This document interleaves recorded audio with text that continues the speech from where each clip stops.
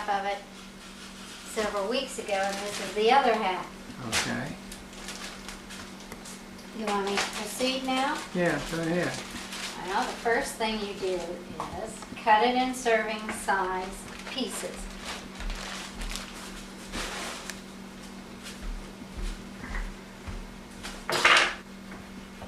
This is your meat. You might as well just go ahead and get some butter into the skillet so that it's melting, because you've got to brown your meat in the butter. So cut off about that much inch.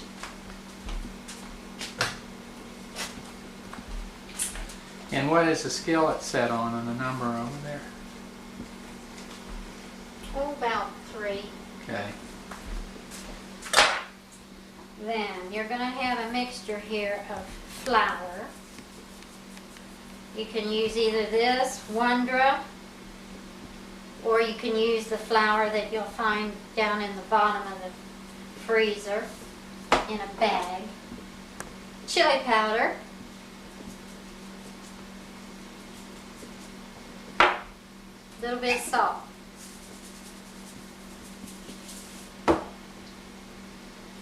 Just cover your meat on both sides with that mixture.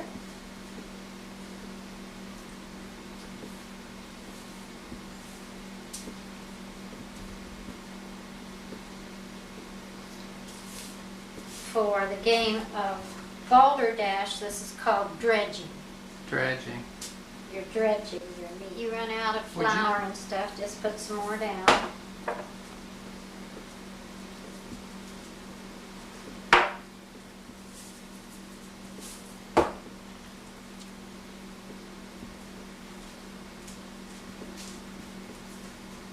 You have to do this either with clean hands or a fork. I can see that. See, once you see how I prepare the food that you've eaten all these years, you probably won't want it. Then you want to take this all over to the stove, because you got to get it into. Now see, this was only half of a round steak, and as you can see, there's too much for you and I. And so you've turned it up to like it's what? up to about, it wouldn't matter, but it's up to about between 5 and 6. And you're just going to have to keep turning that back and forth, because you want it to brown rather quickly. And it won't brown unless the butter's boiling. Now you keep turning it over then? You turn it over one time. If you time it right, you can just turn it over once, but you got to brown it.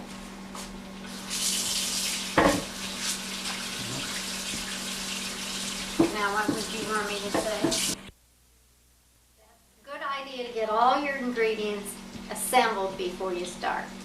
So for that first part, you know, we had these two, chili powder and flour and salt. Okay, hold on, I want to get a close-up of that. And the butter. Yes, okay. Now that whole process is all over with. You don't need any of these anymore. You need the salt. But these can be put away. Okay. So while your meat's browning, you can assemble your second part. And what you should get for that is your salt, pepper, oregano. Hold on. I want a close-up on all those. Move that out into the light. It's into the shade. Yeah, I want right there. Right. Okay. Sugar. Okay. Onion. Okay. Garlic. Okay. And 1 can of tomatoes. Okay. Which you put in another container. Which I have put into here. And while the meat is browning, then you can go ahead and get your second part of your recipe ready. And the first thing you should do is cut up your tomatoes. That, by the way, is like a 14 or 16 ounce can of tomatoes.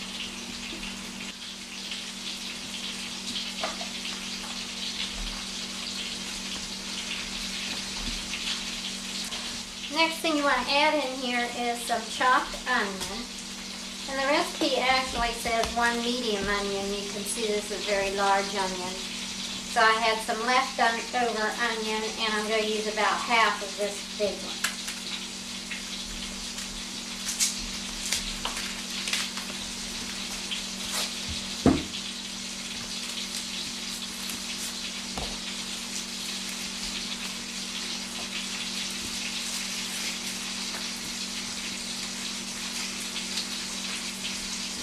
quick rinse.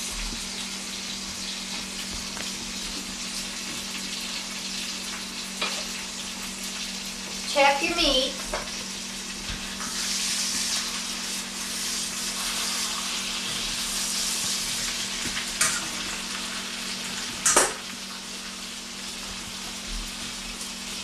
And then you want to chop this onion up.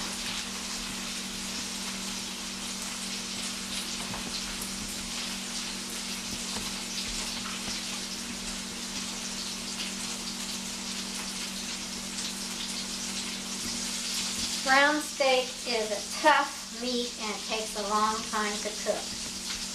So you're going to figure 2 to 3 hours cooking time whenever you fix brown steak. When you got your onion all chopped, it's about time to check your meat. And if you can get a look at it, you see what it looks like now. It's brown.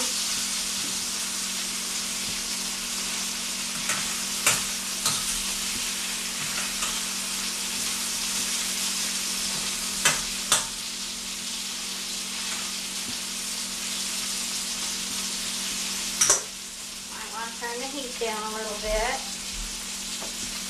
And let's see, we have our tomatoes and onions. We need a clove of garlic. I've switched to using ready-made garlic, and if you read on the top of this in real fine print, it says a half teaspoon is about 1 clove.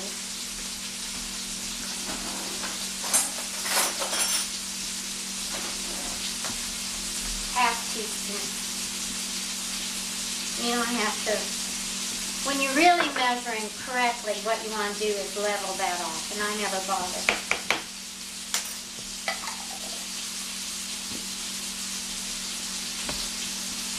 Now it says a teaspoon of sugar, and legally you should get the measuring teaspoon, but I don't. Just a little bit of sugar. Says a teaspoon of salt, and that seems like a lot of salt, so I just put in a little bit of sprinkle. Says 1/4 of a teaspoon of oregano, and that doesn't seem like very much, so I take a big healthy pinch. And if you kind of rub it back and forth in your fingers, they say that brings out the flavor of the oregano better. Pepper to taste, so I just put a clump. And that's the second part of your recipe.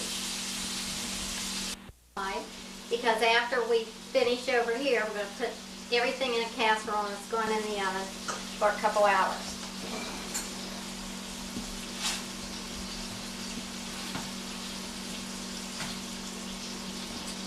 This is a good meal to fix if you have something that you want to go and do about the time your dinner should be ready, because then you've got this in the oven cooking. It's only at 325, and as long as everything. Now this skillet has some drippings and things in it. Yeah. And you want to put all this stuff right into all that.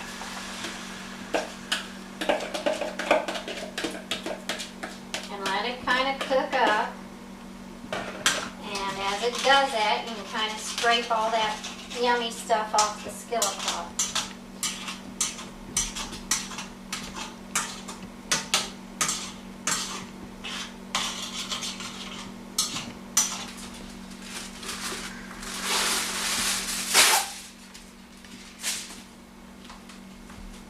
This forever if you wanted to, if you had other things to do, just so that it didn't boil dry.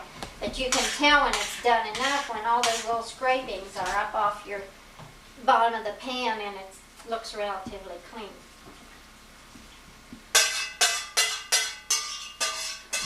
Now show me what you put that in. Okay. That all went into this casserole dish. Has the meat on the bottom and all that tomato mixture on the top. And what we're going to do is cover it with aluminum foil, put it in the oven, bake it at 325 for about 2 hours.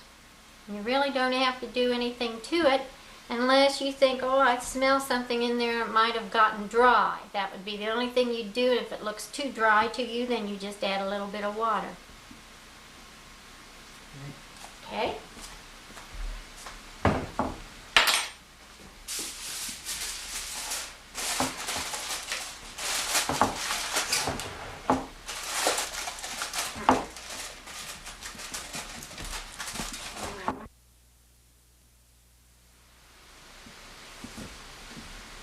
Okay.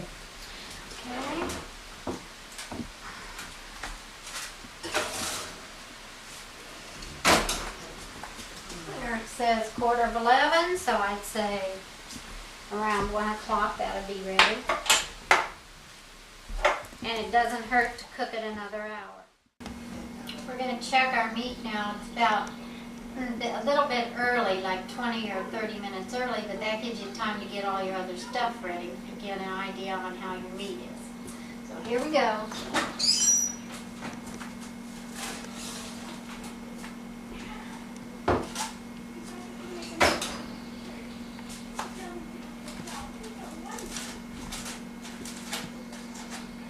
Careful you don't get burned by the steam.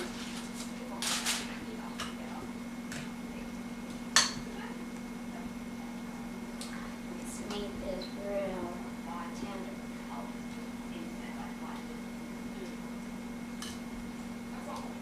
You can feel how the meat just feels like it's ready to fall apart. So it's basically done. What we're going to do is put it back in the oven. Let it continue cooking while we get all the rest of the dinner ready.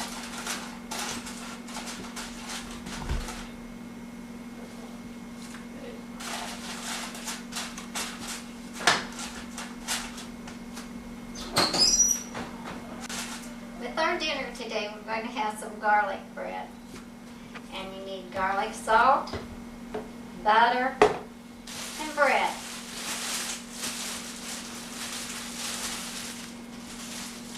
And you just slice the bread the way you like it.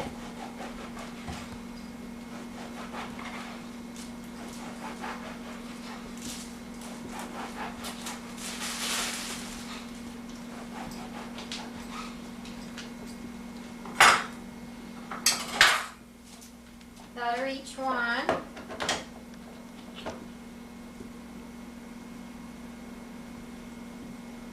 Lay it on a cookie sheet.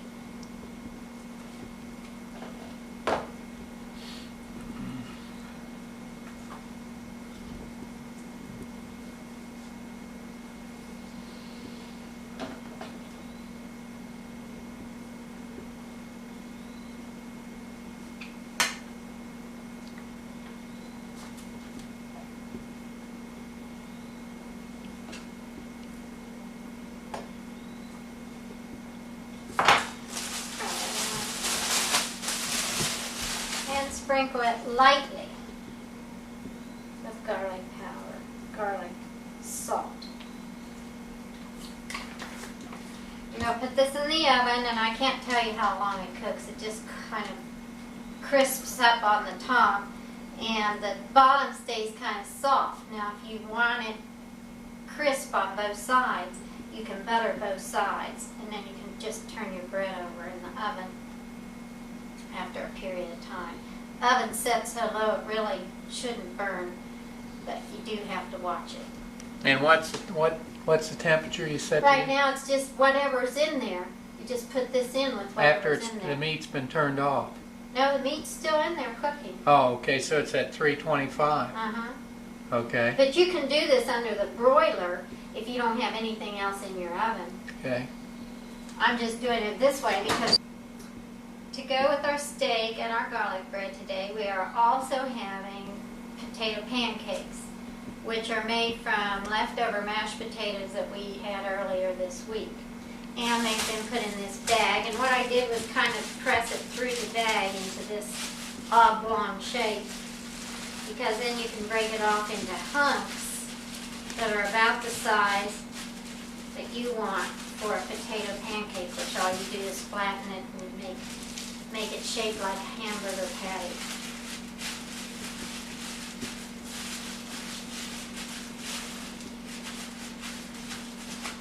And you're going to fry these in a skillet, so you want some butter. Now, how many of those are you preparing for the two of us? I'm just having one for you unless right now you tell me you want more than one. No, that'll be fine. And one for me. Okay.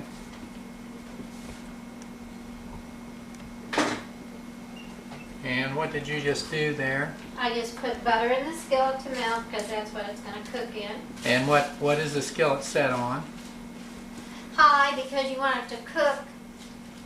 You want anything that you cook in butter, you want to put it pretty high to begin with, or else whatever you put in the butter is just going to sog up all the butter. If you put it in and it's pretty hot, it cooks the side before it has a chance to sog in. Okay. Now, you also made a comment earlier about cleaning up as you go. You want to make another? You want to remember to clean up after everything, every phase of your cooking is done, because if you don't, then when you're all finished, you have a humongous job of cleaning up and you just don't want to do it. Nobody wants to do it. The only other thing potato pancakes has is a little bit of salt and pepper.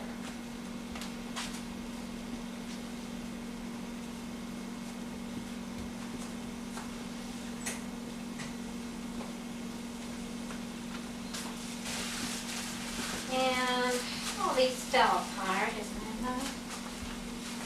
If they fall apart on you, just pick them up and pat them together, just like you would a hamburger.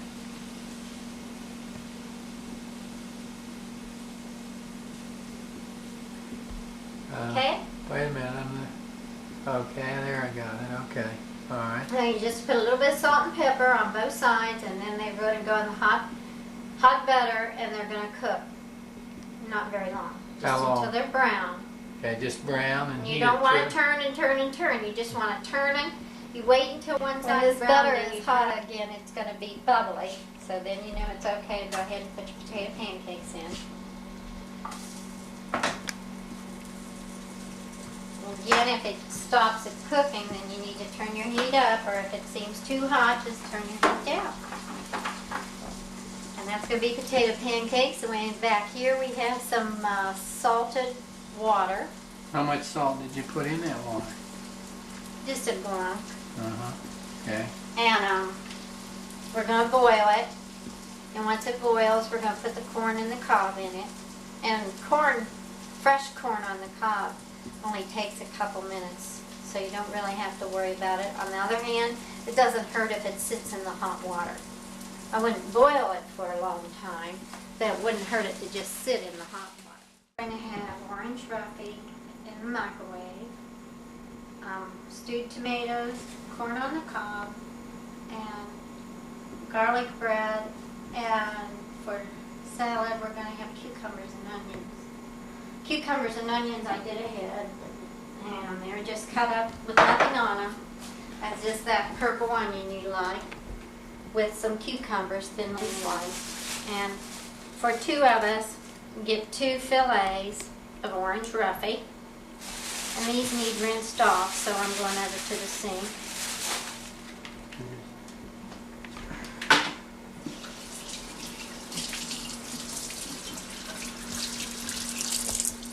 I'm going to rinse them in cold water and kind of just dry them a little bit.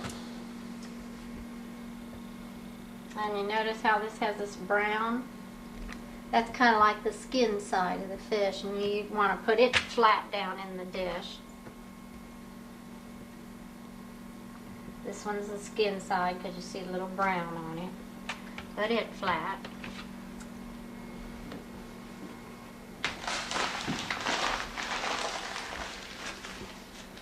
There are lots of ways to cook orange roughy. The plainest way that you can do it in that microwave is to just put like salt and pepper and lemon and butter on it. You don't really need anything else on it. But today what we're going to have is we're going to spice it up with some stewed tomatoes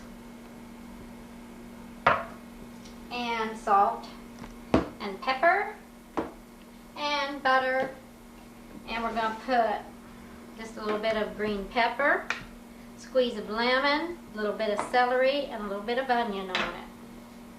And the first thing we're going to do, get some of these tomatoes out of here and just cut them in pieces.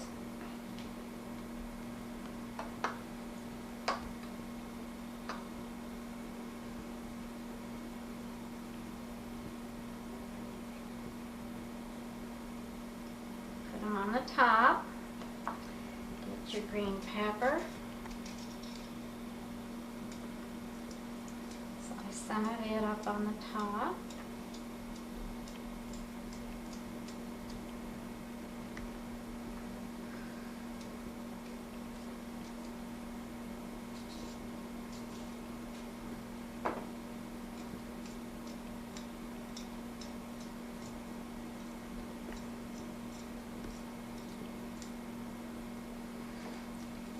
The celery. This, by the way, was all cleaned ahead of time.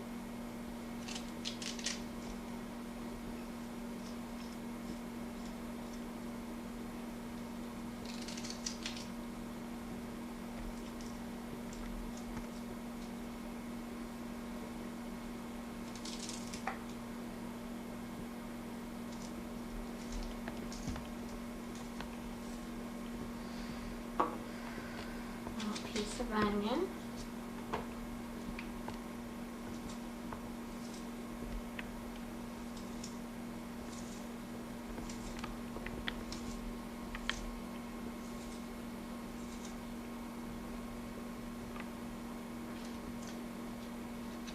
Margarine.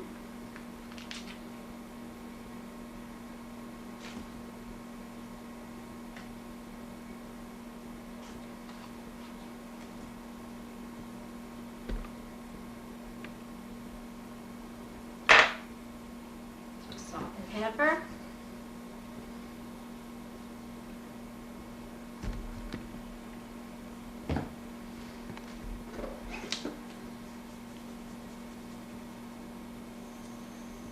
If you're unsure about using this thing, you can always use a salt shaker.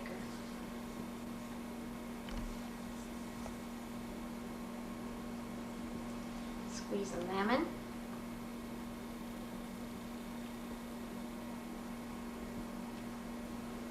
And this goes in your microwave with the cover on it, and it cooks about 3 minutes. And then you want to test it and see if it's done. If it isn't, you just turn it and keep cooking it a minute at a time until you think it's done. How do you know if it's done? I'll show you. This is in reference to how do you tell when your fish is done. And this goes for all kinds of fish that you're cooking. You can kind of do like this, and you can see this hasn't been cooked at all, and it tends to want to cling together. And that's your raw fish. When your fish is done, it's going to what they call flake apart, which you know what that means, like when you're eating a piece of fish, how it kind of like falls off in small slabs. Right. So that's how you're going to tell when it's done. Okay. Okay? I think we can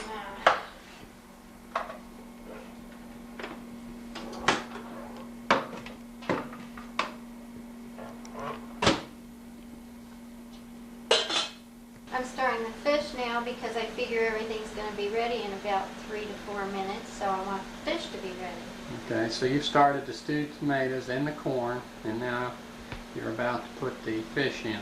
Yep, and it's in there, and I'm going to give it 3 minutes first.